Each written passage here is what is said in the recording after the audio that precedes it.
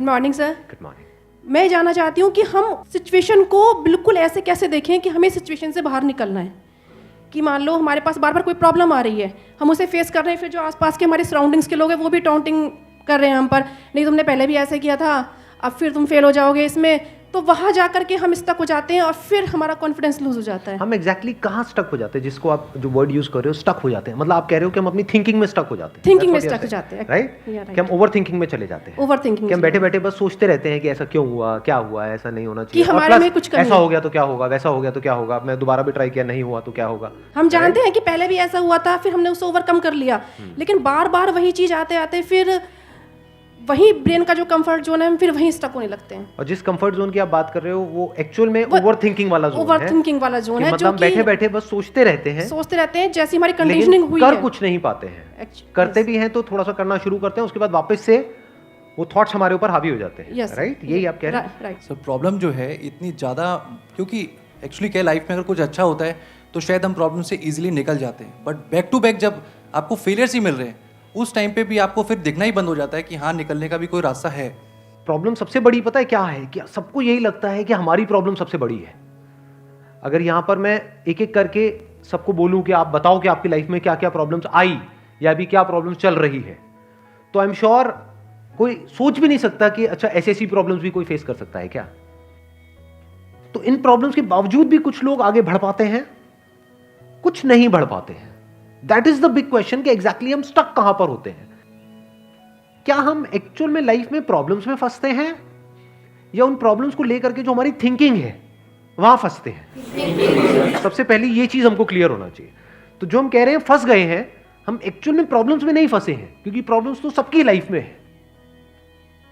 हम एक्चुअल में थिंकिंग में फंस जाते हैं। राइट। ये पॉइंट सुनने में छोटा लग रहा होगा, but it is a very big point two understand in life, जो 99% लोगों को नहीं समझ में आता है।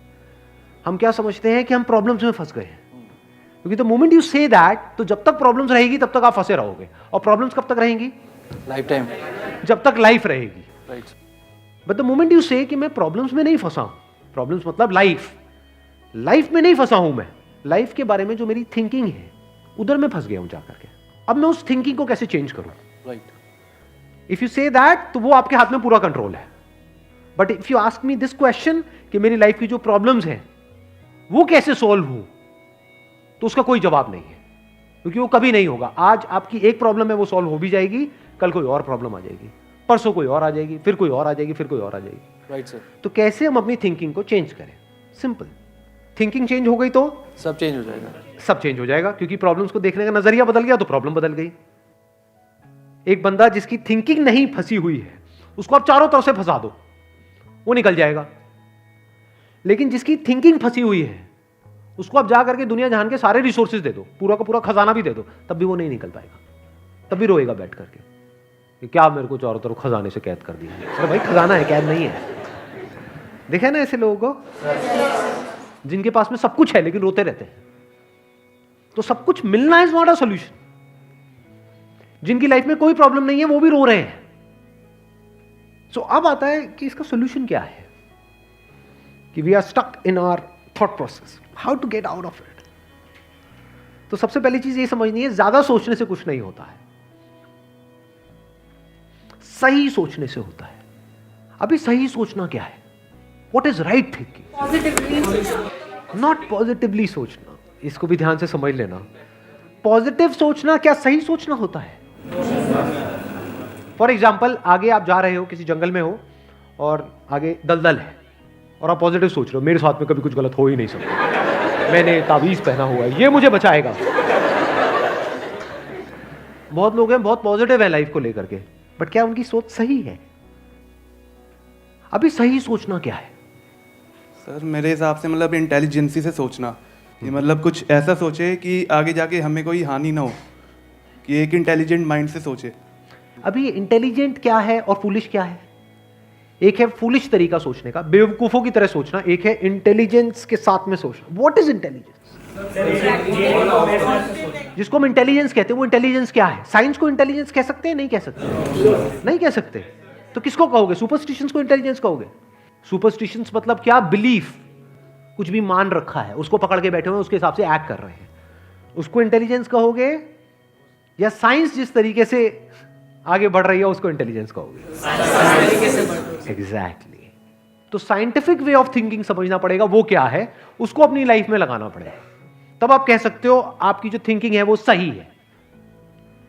अब ये साइंटिफिक थिंकिंग मतलब क्या? रियलिटी को एज इट इज देख लेना, दैट इज साइंटिफिक थिंकिंग। यही तो है, और क्या है? There are laws of this universe, उसको एज इट इज देख लेना, उसको ऑब्जर्व करना, यही तो है साइंटिफिक थिंकिंग। उन लॉज को बदलना नहीं, क्योंकि साइंस बदल नहीं सकती उन लॉज को। लॉ ऑफ ग्रेविटी को साइंस बदल नहीं सकती है, उस लॉ को समझ करके उसके हिसाब से एक्ट कर सकती है। इसी साइंटिफिक थिंकिंग को अगर हमको अपनी लाइफ में लगाना हो तो इसका मतलब क्या?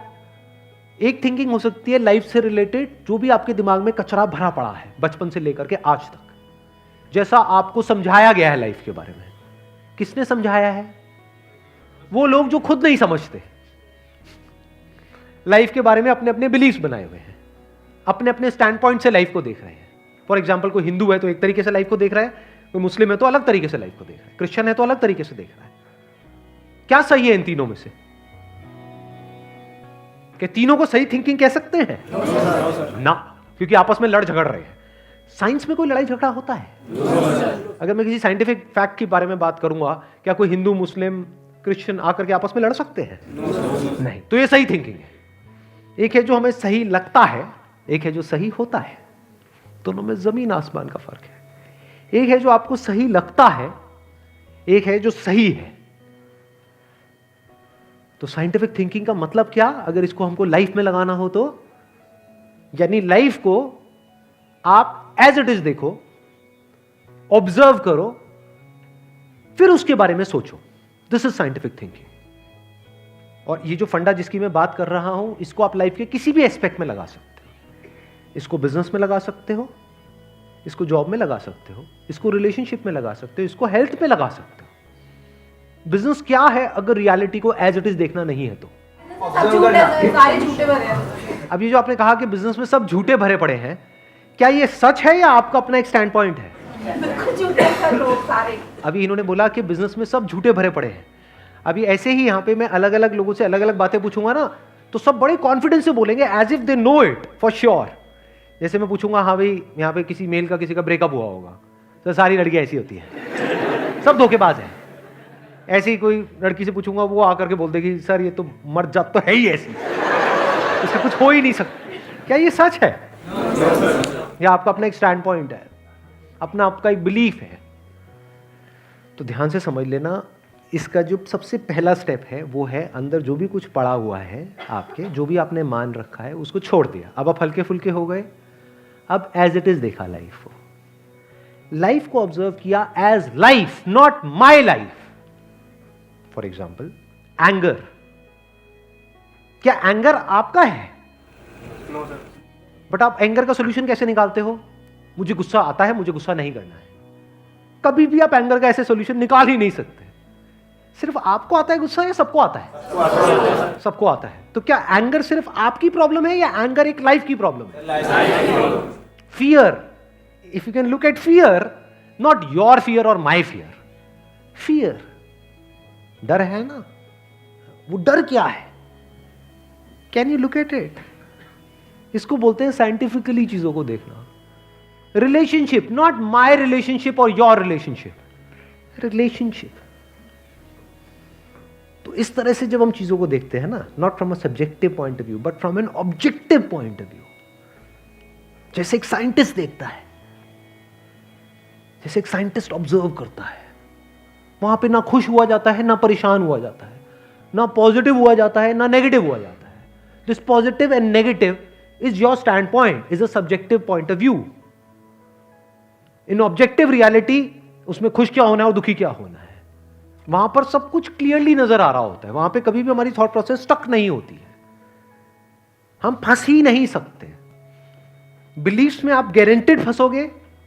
शॉर्ट टर्म में वो अच्छे लग रहे होते हैं क्योंकि वहां पे कंफर्ट मिलता है।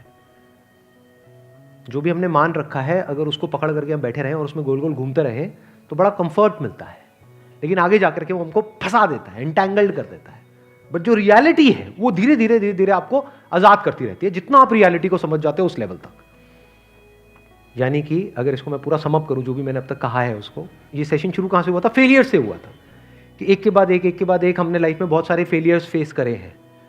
तो अब अपने फेलियर्स को ऑब्जर्व मत करो, अपने को बीच में से हटा दो, ऑब्जर्व करो ये जो फेलियर्स हैं ये क्या है। तो you will start seeing the nature of those failures, you will start seeing the causes of those failures. For example मेरी लाइफ है, अगर मेरे को उसको ऑब्जर्व करना है, दो तरीके हो सकते हैं। एक ये, अब मैं अपनी लाइफ में थोड़ा सजा रहा हूँ जिससे कि आप उसको रिलेट कर सको। मैंने पास में कुछ गलतियां करी, बहुत बड़ी बड़ी गलतियां करी, मेजर लॉसेस हुए, तो एक एंगल तो ये हो सकता है मैं ऐसा कैसे कर सकता हूं। दूसरा ये है कि मैं ऑब्जर्व करूं कि एग्जैक्टली वो गलती क्या थी और उसका कॉज क्या था। तो वो दिख जाता है, अच्छा उस टाइम पे वो ग्रीड बहुत ज्यादा हावी हुई पड़ी थी। अच्छा ग्रीड क्यों हावी हुई पड़ी थी, इतना लालच क्यों आया हुआ था कि हाँ ये करना है, ये करना है, ये करना है, ये क्यों आया हुआ था? और ये बचपन से ऐसी कंडीशनिंग हुई पड़ी थी, बचपन से घर में यही सारी बातें सुनी थी, तो इसलिए I was acting out of that information जो मेरे अंदर फीडेड थी, and that was not correct information. वो सारी इंफॉर्मेशन गलत थी, जिसकी वजह से मैंने जल्दी से एक्ट किया, बिना सोचे समझे, बिना सही थिंकिंग के एक्ट कर दिया, उस वजह से जाकर के फंस गया। तो मुझे उस बंदे ने नहीं फंसाया, मैं खुद फंसा अपने लालच की वजह से। तो अब ये क्लियर हो रहा है हम कैसे देखते हैं। तो वंस वी सी दैट, तो अब मैं उससे पूरी तरह से फ्री हो गया, because I understood something which is very basic in life, जिसकी वजह से पूरी की पूरी लाइफ एक अलग ट्रैक पे निकल गई। क्या समझ आया? कि कभी भी ग्रीड से एक्ट नहीं करना है। अब इसको हम समझते हैं, कैसे समझते हैं? मॉरल साइंस की बुक से। वो सब बकवास है, ये लालच नहीं होना चाहिए, सबके अंदर लालच भरा पड़ा है, बट लालच हमको कैसे फंसाता है, इसको ऑब्जर्व किया अपनी गलतियों के बेस पर, और फिर समझ आया अच्छा ये होता है। लालच से ग्रोथ नहीं होती है। लालच से आप पैसा कमा सकते हो, बट उसको आप ग्रोथ नहीं कह सकते, क्योंकि आप डिग्रेड हो रहे हो, तो आप एक्चुअल में ग्रो नहीं कर रहे हो। एक्चुअल ग्रोथ में उसको कह सकता हूं जो होलिस्टिक ग्रोथ हो, उसको ग्रोथ बोल सकते हैं। आपने पैसा तो कमा लिया, लेकिन डर में जी रहे हो कि मैंने इतने घपले कर दिए हैं, अगर किसी ने पकड़ा गया तो पता नहीं क्या हो जाएगा, क्या फायदा ऐसी लाइफ का, उसको आप ग्रोथ कहोगे?